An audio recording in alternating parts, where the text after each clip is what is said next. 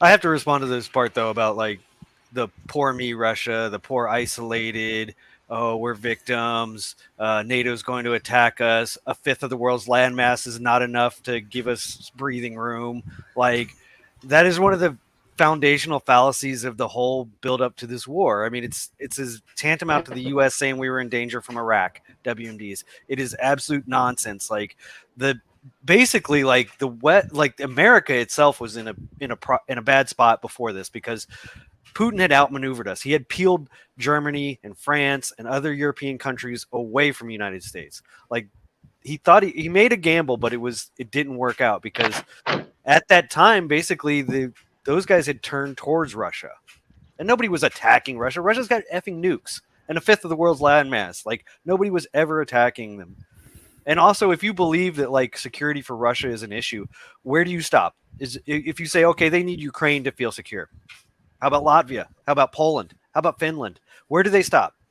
What would make them feel Ukraine secure? Ukraine is a natural strategic stopping point. So yeah, in World War II, it makes sense. These countries have nukes now. Like you can't just attack Russia and expect not to get effing nuked. It doesn't make any sense anymore. Yeah, but Finland Ukraine should stay neutral. Latvia and Poland should stay neutral. They didn't need to join NATO if they didn't think Russia was going to attack them, and they're not going to attack Russia. Well, history shows that Russia is aggressive. I mean, and that didn't stop. Everybody acts like there was this big peace. Everybody acts like there was this big peace when the wall went down. Like at the same time, Russia was attacking Chechnya and Georgia, and there was all kinds of things going on. Not that the United States is any kind of innocent. I'm not trying to make that case, but I think it's the worst of all. I think it's the same thing for all the big countries. I mean, those were part of the Soviet Union. Whatever they are, they want to expand their area. There's no basis for this, like, this insecurity of Russia. They've got nukes. They're huge. Nobody is attacking them from Ukraine, from the Baltic, from Turkey, from India. If I may. Nobody. Like, it's ridiculous. If I may, just for your point. Go ahead. I just want to free up my spot for someone new to join. Guys, join. We were up all night last night talking about this. It's a great community in the lounge once you get in there. So, join up. But I'm going to go. All right, catch you guys. Thanks for having us.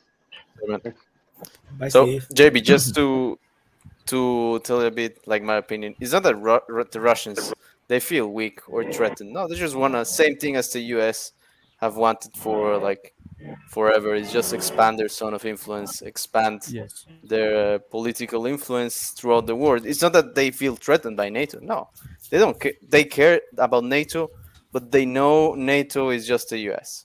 Yeah, so let's talk about it in those terms. Let's talk about it in those terms. All of us.